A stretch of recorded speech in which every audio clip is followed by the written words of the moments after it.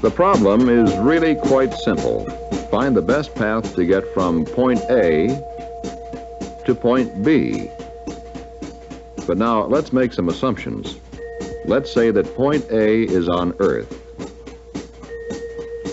The Earth is rotating. It's also wobbling on its axis, which means that point A is actually moving like this as it travels through space in its orbit around the Sun. Now let's assume that point B is on the Moon. The Moon is also rotating. The Moon is also wobbling on its axis, which means that point B is describing a motion like this as it travels through space in its orbit around the Sun. Besides this, the Moon is moving around the Earth. So point A and point B do not stay the same distance apart. Also, the Earth and the Moon each have a different strength gravity field. This means that the direction and intensity of gravitational pull will change constantly along our selected path. Because of the movements, the Sun does not always illuminate points A and B. We would like to leave A when it's lit and arrive at B when it's lit. The problem remains the same. Find the best path from point A to point B. But of course, this is a great oversimplification.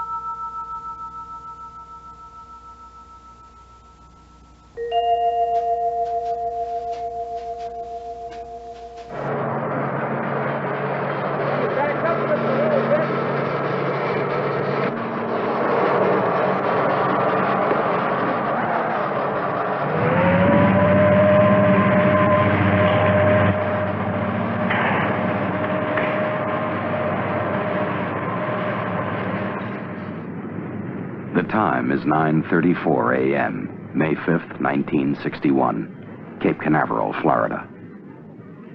High above, atop this Redstone rocket, 10, 9, Alan Shepard waits. 7, 6, 5, 4, 3, 2, 1, 0. Lift off. All Roger, lift off and the clock has started. Yes, the clock had started, not only on this nation's first manned flight into space, but it had started on a new age in manned space exploration.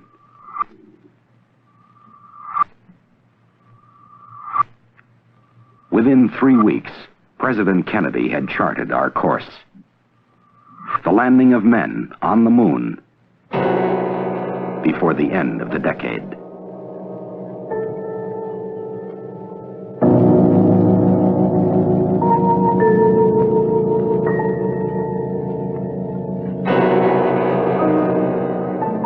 This is the moon, man's first stop on his way to explore our solar system.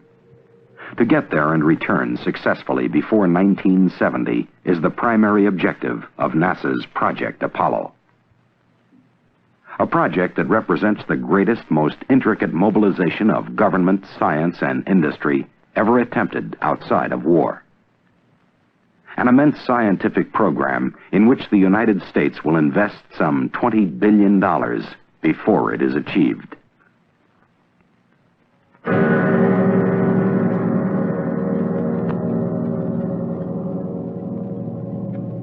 But before men ever stand on the moon, many technical hurdles must be overcome.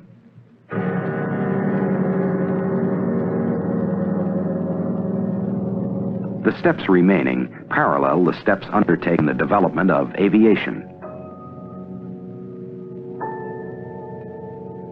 Project Mercury put us through the Kitty Hawk stage in space.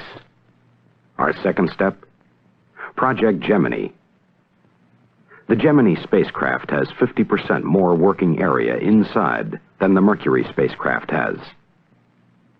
The schedule? Flights to begin in 1964.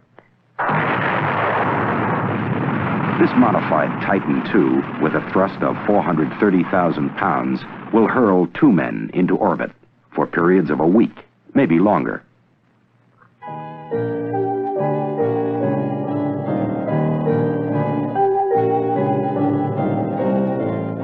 Using propulsion units, they will rendezvous dock.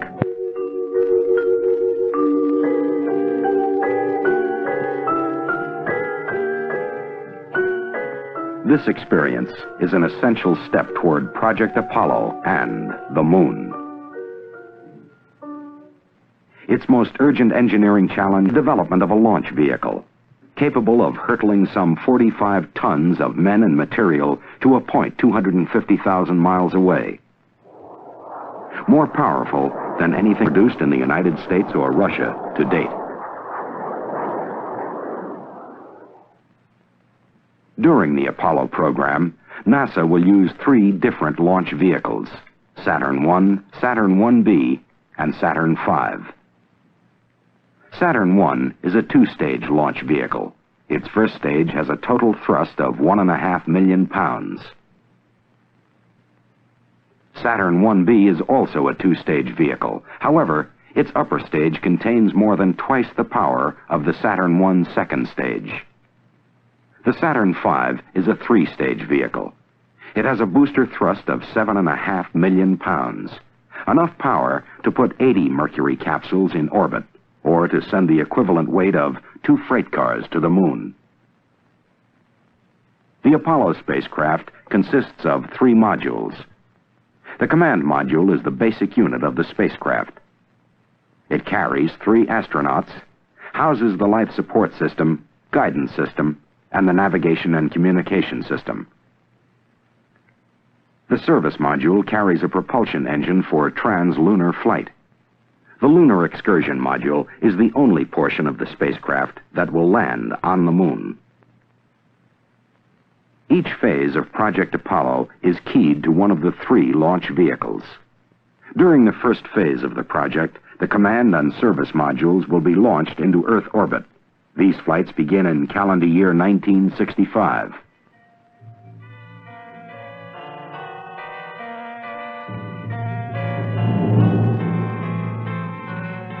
In the second phase of the project, the Lunar Excursion Module will be added to the spacecraft. In orbit, the astronauts will detach the Lunar Excursion Module and will rendezvous and dock with it.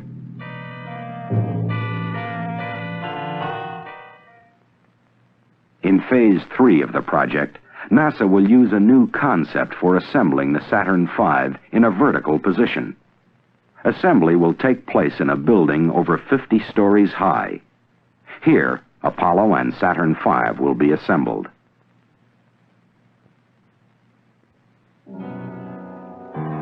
A crawler transporter carries the space vehicle and its launch umbilical tower to the launch pad.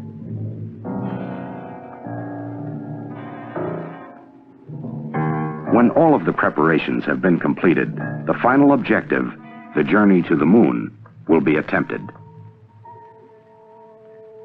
Here's what will happen.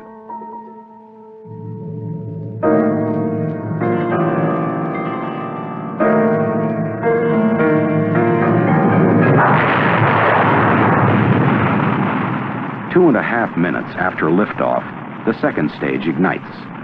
Immediately after this, the launch escape system is jettisoned.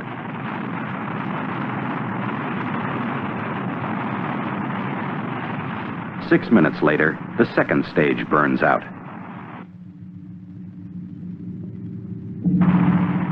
Now the third stage places the spacecraft in an Earth parking orbit. Once this is accomplished, the third stage shuts down.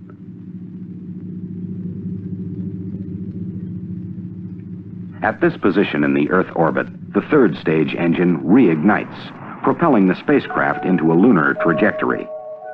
Reaching escape velocity, fairings are jettisoned.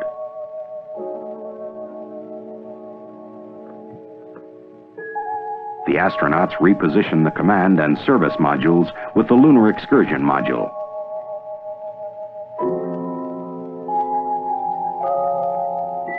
En route, the crew will have many tasks to perform. If mid-course corrections are necessary, they will fire the service engine, putting their spacecraft on the proper trajectory. Their journey to the moon will take 3 days. The astronauts will use the propulsion system in the service module to slow down to lunar capture speed.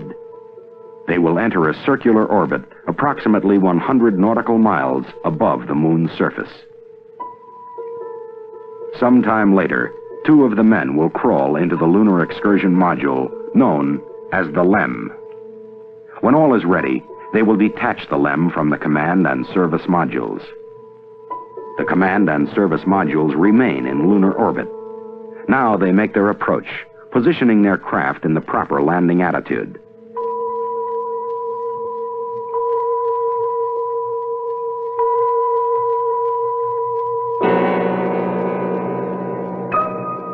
First, they will make a reconnaissance pass. If all looks well, they will start their actual landing approach. The rate of descent and flight path will be carefully controlled. Before either of them sets foot on the moon, the LEM will be prepared for relaunching. Their pre-launch checkoff list will be monitored by the 3rd astronaut left in lunar orbit.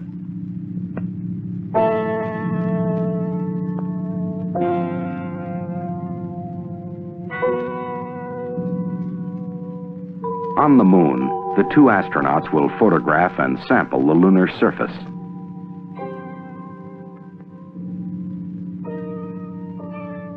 Apparatus will be left behind to transmit scientific data back to the Earth. All told, the astronauts will explore the moon for about 1 day.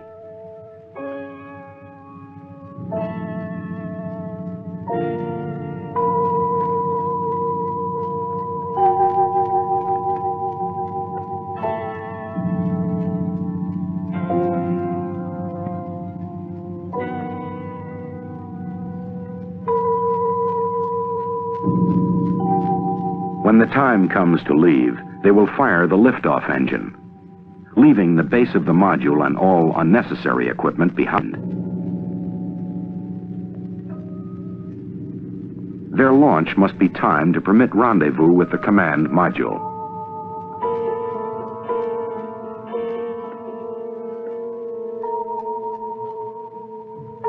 Docking, the 2 explorers return to the command module. Once inside, they will detach the LEM, leaving it in lunar orbit. When everything checks out, the astronauts will fire the service module for the return trip to Earth.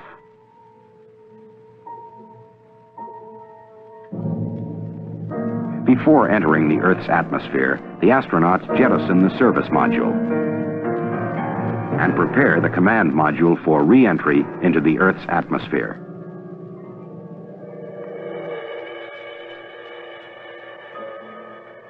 Parachutes will now gently lower the command module.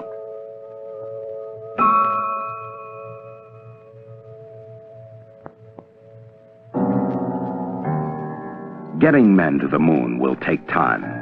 It will happen in this decade, establishing our preeminence in space exploration. The clock has already started.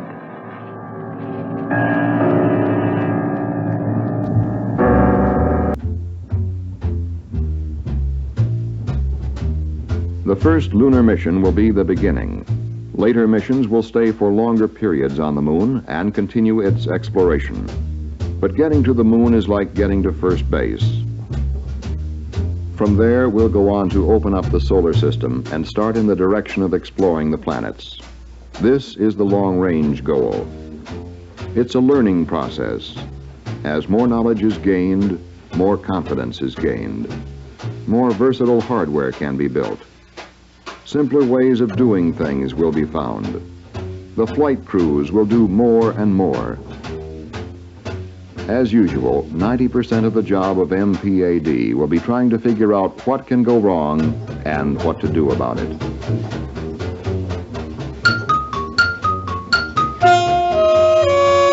And without computers, it couldn't be done. These complex arrangements of glass, metal, insulators, and electronics, conceived and built by man to aid him on his quest for knowledge. Man cannot match the speed of computers. Computers cannot match the creativity of man. For with all the awesome speed of computers, the mind of man remains the activating factor.